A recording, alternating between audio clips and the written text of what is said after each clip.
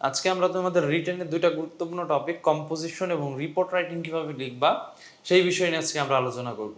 So বেশি কথা না বাড়িয়ে শর্ট টাইমে বা শর্ট মানে টেকনিকে কিভাবে ফ্রি হ্যান্ড রাইটিং শেখা যায় সেই টপিকে আমরা চলে যাই। আচ্ছা, প্রথমে আমাদের যেটা দেওয়া আছে সেটা হচ্ছে যে আমাদের কিছু কম্পোজিশনের উপরে সাজেশন দেওয়া আছে, কিছু কম্পোজিশনের উপর সাজেশন দেওয়া আছে। এখানে 10টা মোটামুটি কম্পোজিশন দেওয়া আছে।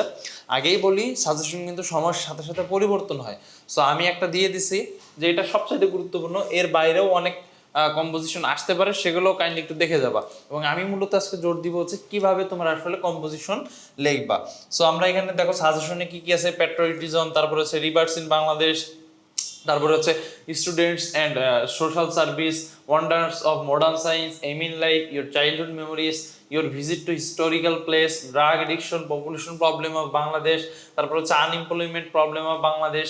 ওকে, তো এই হচ্ছে মোটামুটি সাজেশন। তো আমরা এরপরে চলে যাই, দেখো কিছু স্টেপ আছে তোমার হচ্ছে লেখার জন্য, সেই স্টেপগুলো আমরা একটু দেখি। আচ্ছা, ইন্ট্রোডাকশন এবং কনক্লুশন, শক্তিশালী সেন্টেন্স বা স্ট্রংগেস্ট সেন্টেন্স হচ্ছে তোমার ব্যবহার করতে হবে। যেমন প্রথম কথা বলি, ইন্ট্রোডাকশনের মধ্যে তোমার হচ্ছে টোটাল যে কম্পোজিশনটা আছে এটা তোমার হচ্ছে সামারিটা তোমার হচ্ছে ইন্ট্রোডাকশনের ভিতর দিতে হবে, এবং কনক্লুশনে তোমার হচ্ছে আশাব্যঞ্জক কিছু সেন্টেন্স লিখে দিতে হবে কনক্লুশনে, বুঝতে পারছো?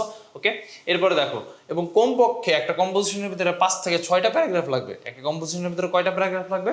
5 থেকে 6টা প্যারাগ্রাফ লাগবে। তারপরে হচ্ছে ইতিহাস এবং উদাহরণ তুমি এর সাথে যুক্ত করতে পারো। তারপর যেমন একটা আছে যে কি বলে এটা, যে পপুলেশন প্রবলেম অফ বাংলাদেশ, এই যে এই কম্পোজিশনটা তুমি কিন্তু অনেক সার্ভে বা কিছু ইনফরমেশন তুমি অ্যাড করতে পারো। ওকে, এরপরে দেখো লিঙ্কিং ওয়ার্ড ব্যবহার করতে হবে। কি ব্যবহার করতে হবে? লিঙ্কিং ওয়ার্ড, যেমন মোরওভার, তারপর হচ্ছে therefore, on the other hand, তারপর হচ্ছে in addition, finally, in conclusion, তারপর আরো আছে in a nutshell, in a summary, অনেক কিছু অ্যাড করা যায়। এবং লাস্টে যেটা মাথায় রাখতে হবে সেটা হচ্ছে বানান, টেন্স, বিশেষ করে টেন্স এবং হচ্ছে সাবজেক্ট ভার্ব এগ্রিমেন্ট, এই দুইটা জিনিস হচ্ছে সবচেয়ে গুরুত্বপূর্ণ।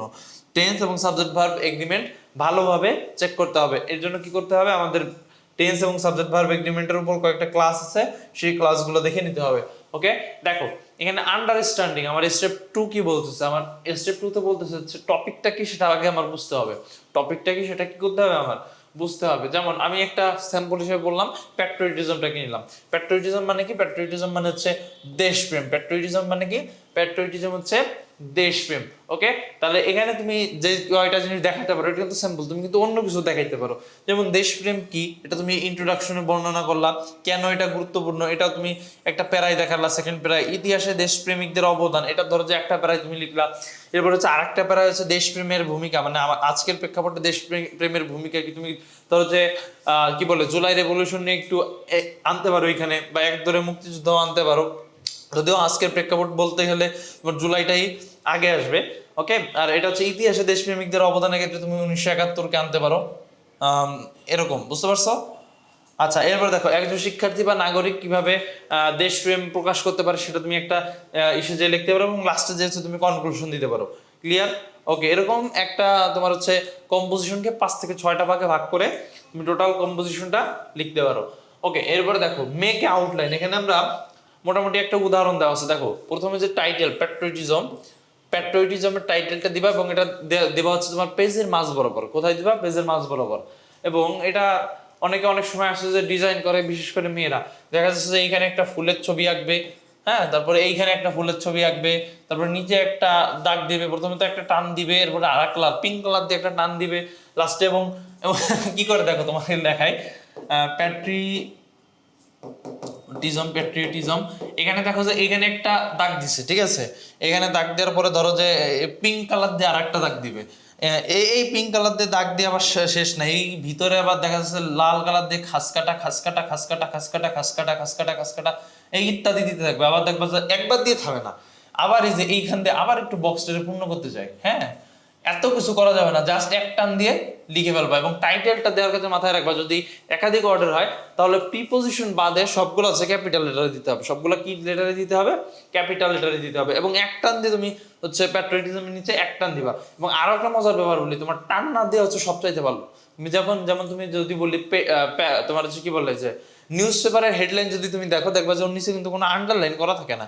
কাজে আন্ডারলাইন না দেওয়াটা সবচাইতে বেটার। আন্ডারলাইন না দেওয়া কি সবচাইতে বেটার। তুমি আন্ডারলাইন না দিয়ে 2 লাইন গ্যাপ দিয়ে তুমি হচ্ছে লেখা শুরু করতে পারো। ওকে, এরপর হচ্ছে ইন্ট্রোডাকশন লিখলা। ইন্ট্রোডাকশনে কি দিবা, একটা প্যাট্রিয়টিজমের একেবারে যে মূল ধারণা ওইটা দিতে পারো। এরপরে হচ্ছে এখানে মোটামুটি যে দেওয়া আছে তোমার মোটামুটি ইন্ট্রোডাকশন। এরপরে দেখো প্যাট্রিয়টিজম ইন হিস্টোরি, এই প্যারাগ্রাফটা এখানে কিন্তু আমি তোমার হচ্ছে টাইটেলটা আলাদা করে দিছি, বাট তোমার কিন্তু টাইটেল এরপরে দেওয়া লাগবে না। মানে মূল যে টাইটেল কম্পোজিশনের এরপরে কিন্তু তোমার কোনো টাইটেল দেওয়া লাগবে না, মূল কম্পোজিশনের টাইটেল দেওয়ার পরে। কাজে এই টাইটেলগুলা না দিলেও তোমার হবে। তুমি এই জিনিসটা হচ্ছে মূল বিষয়, এই জিনিসটা মূল বিষয়, যেখানে কি আলোচনা করা হয়েছে, প্যাট্রিয়টিজম ইন হিস্ট্রি, অর্থাৎ ঐতিহাসিক দিকগুলো আলোচনা করা হয়েছে।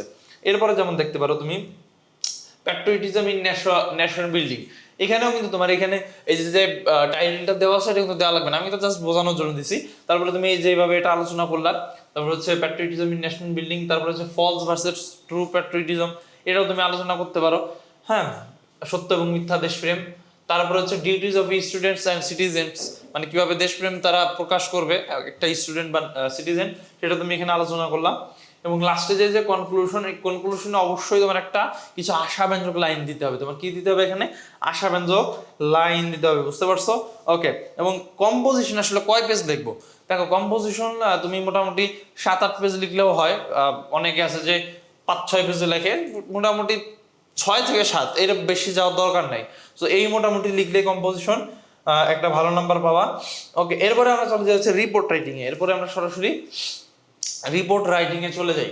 দেখো রিপোর্ট রাইটিং এর প্রথমে হচ্ছে তোমার কিছু আমি সাজেশন দিছি, এর বাইরেও আবার বলতেছি আসতে পারে, কারণ আমি কিন্তু এখানে সাজেশন কিন্তু তোমার মানে টাইমে চেঞ্জ হয়, সময় সময় কিন্তু চেঞ্জ হয়।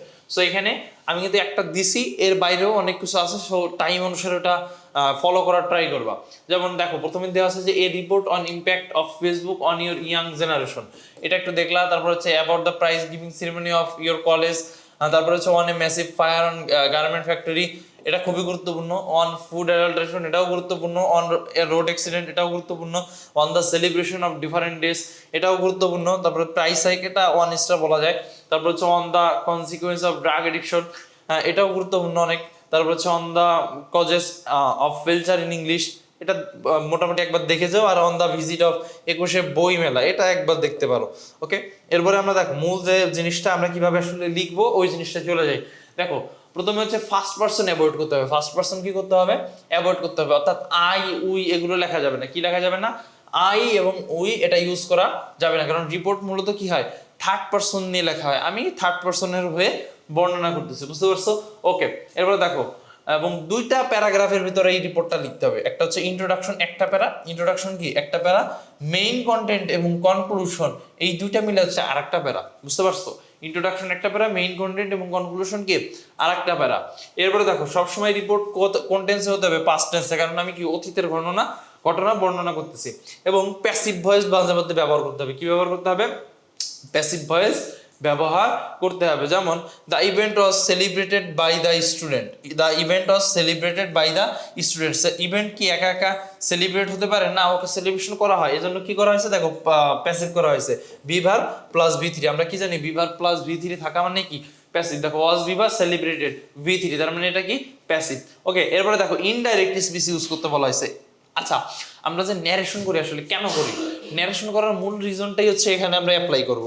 দেখো ন্যারেশনকে আমার কিভাবে করতে বলছে, ইনডাইরেক্টলি লিখতে বলছে। যেমন he said we celebrated the event, এই জিনিসটাকে আমরা না লিখে এটাকে এভাবে লিখবো যে he said that they celebrated the event, বুঝতে পারছো? এই ন্যারেশনের জিনিসটা আমার কাজে লাগবে। এবং সর্বোচ্চ চেষ্টা করবো হচ্ছে 120 থেকে 150, মানে 120 পেজ বলে কেন, 120 ওয়ার্ড থেকে 150 ওয়ার্ডের ভিতরে লেখার জন্য, তবে 150 ওয়ার্ড লেখাটা বেটার, অর্থাৎ 2 থেকে 2.5 পেজ সর্বোচ্চ। সর্বোচ্চ কয় পেজ, 2 থেকে 2.5 পেজ। এরপরে দেখো একটা স্যাম্পল দেওয়া আছে। স্যাম্পল আমি মূল যে জিনিসটা বলতেছি, দেখো এখানে দেওয়া আছে স্টাফ করেসপন্ডেন্ট, এখানে তুমি দিতে পারো স্টাফ রিপোর্টার, যে কোনো কিছু দিতে পারো। এরপরে একটা পত্রিকার নাম লিখতে পারো, এটা অবশ্যই হয়তো বা কোশ্চেনে মেনশন করা থাকতে পারে, তুমি যদি না থাকে তাহলে তুমি নিজের মতো দিতে পারো। এরপরে ডেট এবং প্লেস, কি দেবা, ডেট এবং প্লেস। এরপরে দেখো, এরপরে হচ্ছে তোমার ইন্ট্রোডাকশন। এরপরে কি এই যে এইটুক ইন্ট্রোডাকশন, এখানে মেবি প্যারাগ্রাফ ছুটে গেছে, এইটুক হচ্ছে তোমার ইন্ট্রোডাকশন, এই যে এইটুক এই পর্যন্ত হচ্ছে তোমার ইন্ট্রোডাকশন, এবং এর নিচেরটুক হচ্ছে তোমার মেইন কন্টেন্ট। কাজে এই 2টা ভাবে হচ্ছে তোমার রিপোর্টকে ভাগ করতে হবে। প্রথম যে জিনিসটা এটা একটু মাথায় রাখবা, স্টাফ কোরেসপন্ডেন্ট অথবা স্টাফ রিপোর্টার, তারপর হচ্ছে পত্রিকার নাম, তারিখ, প্লেস, এরপরে ইন্ট্রোডাকশন এবং লাস্টের সেন্টেন্সে মানে লাস্টের প্যারাগ্রাফে কি হবে, মেইন কন্টেন্ট প্লাস হচ্ছে তোমার যাবে কনক্লুশন। এবং এইখানে আরেকটা বিষয় মাথায় রাখতে হবে যে কনক্লুশন অনেক সময় মনে হতে পারে যে আলাদা প্যারা দিব কিনা, না এখানে দেওয়ার দরকার নেই। তুমি যদি সরাসরি তোমার হচ্ছে কনক্লুশনটা এখানে মেনশন করে দাও, কোনো সমস্যা হবে না। ক্লিয়ার? ওকে, তো এই ছিল হচ্ছে আমাদের মোটামুটি তোমার হচ্ছে সাজেশনটা, কম্পোজিশন এবং রিপোর্ট রাইটিং এর যে ফ্রি হ্যান্ড আসলে আমরা কিভাবে লিখবো টোটালি এখানে আলোচনা করা হয়েছে।